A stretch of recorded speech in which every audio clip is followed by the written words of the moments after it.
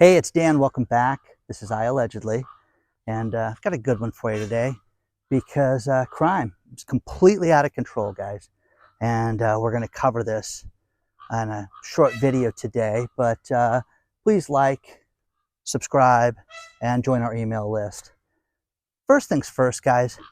There have been a tremendous amount of takeover robberies where large mobs go into establishments and completely rip things off. I mean, unbelievable. Now, what's happening is this is so well orchestrated, and these people get together via the internet and they all agree to meet at one place at a set period of time.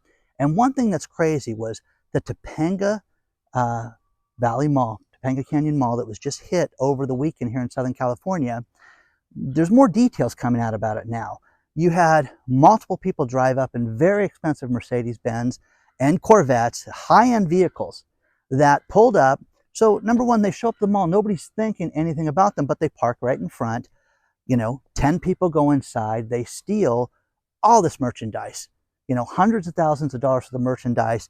And you've seen the videos of just ripping the place apart.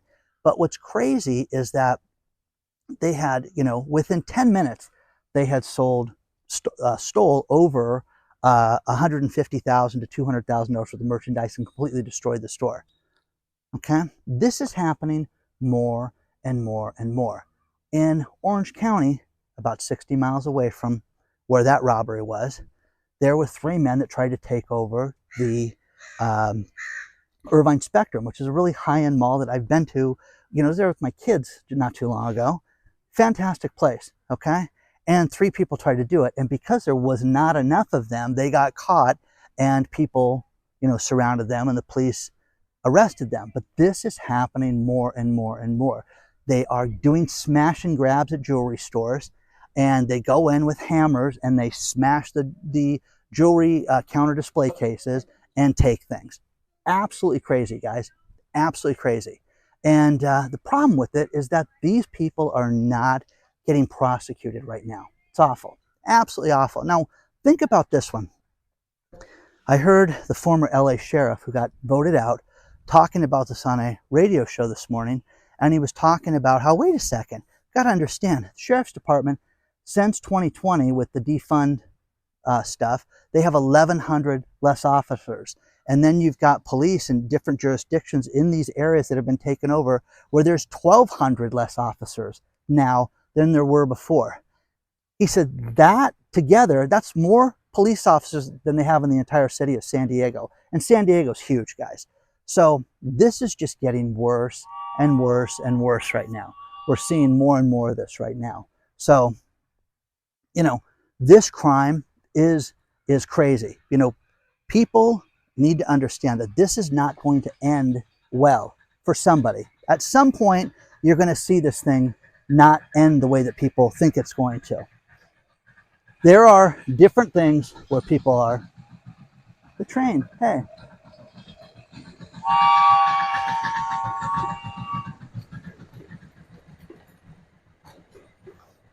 I took a woman out to dinner last month, and when I drove her home, she says, oh my gosh, the car racing started. I'm like, what are you talking about?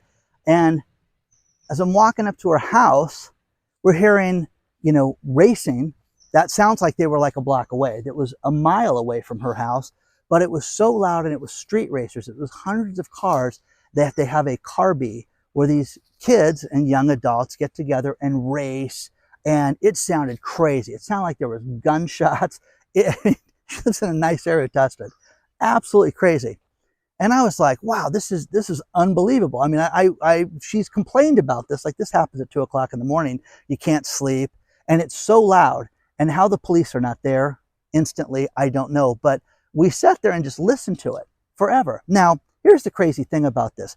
If we drove over there and the cops showed up, we'd be charged with a crime for watching this. It's illegal to witness this. Okay, but it's not, you guys aren't arresting anybody for this. The Tustin police finally, on I believe it was the 31st, the stories below, of July, went out and had a sweep where they confiscated 300 vehicles and arrested these people at one of these car bees, and then arrested the people that were filming and that were there watching this stuff. But again, they listed how dangerous it was, but these kids are just doing this, and it's absolutely out of control. Okay, so again, crime, it's nuts. There's no consequences for this. Now, it'll be interesting to see if they go out and if they charge these people and what's going to happen. But the fact that we're seeing all this stuff happen with all these retail establishments that are getting destroyed right now, and you know, it's sad. It's absolutely sad. Now, the CEO of got to get this guy's name because it's good. The CEO of Target steps forward and he says, listen, crimes of violence in our store is up 120% right now. Not 10%, not 5% worse. It's up 120% more than it was a year ago. And we're seeing more crime in 2023 than we've ever seen before. What? Are you kidding? But again, guys, this is happening more and more and more in these retail establishments, that they're just coming after people, and there's no stopping them. So, you know, share your thoughts on this stuff, guys, because I just think it's nuts. So anyways, what's his name? Cornwall? Anyways, the CEO of Target was talking about that. But that's happening more and more. Now, remember Frank Abagnale? Frank Abagnale was a very young thief who went out and he wrote bad checks. He was Catch Me If You Can.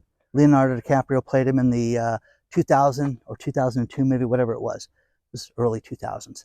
He played him in that movie. Anyways,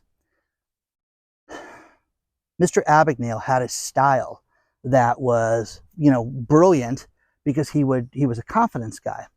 There is a guy out of Apache, Oklahoma, which I love the name of that city, Apache, Oklahoma, Andrew Bailey, who was 19 years old.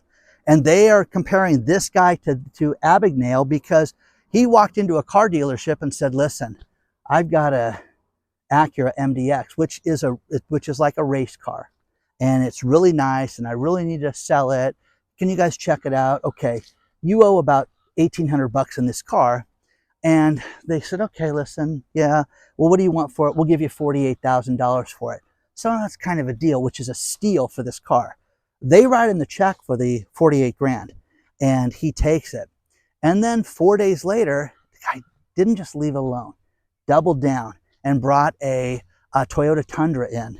And it was, he owed a little bit more on this, about $2,800 on that. And they settled for like another $38,000, $40,000 on that, and took the check and left. And then what Mr. Bailey did that was brilliant was, these cars had substantial financing on them. And what he did was he did an auto payment on the loans and realized that he could do an electronic payment on the loans, and he didn't have the funds for it. So he paid the car, and they accepted the payment, and the payment would get processed 2 days later. And then Mr. Bailey looked like he only owed X on the car, but he didn't. Okay? So he stopped payment on that. And then the bank says, okay, you don't want to pay the car, you don't want to make a, you know, $40,000 payment on this car. So he stops payment on it, and then the balance is X. Now the dealership is holding the title to the car, and the one thing that they did that was brilliant was they waited before they issued the title to the car. So Mr. Bailey was going to go try to sell the cars that were clearly stolen at this point, and couldn't do it. So what happened?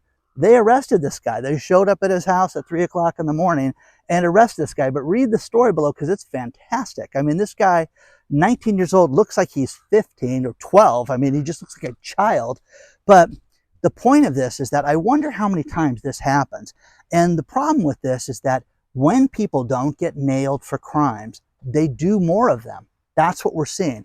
And the problem with it here in Southern California with these takeover robberies and these store robberies is that it is happening more and more and more on a daily basis right now.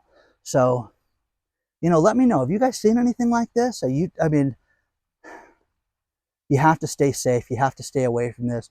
Just report it. You know, people, you know, oh, I videotaped this stuff, Dan. You know, it's dangerous.